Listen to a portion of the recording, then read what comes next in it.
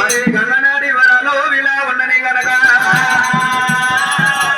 పూర్వకాలం నాడు దేవతలు తెలవాలంటే తెల్లవారు ఓదు పొద్దుకోబోదమ్మా.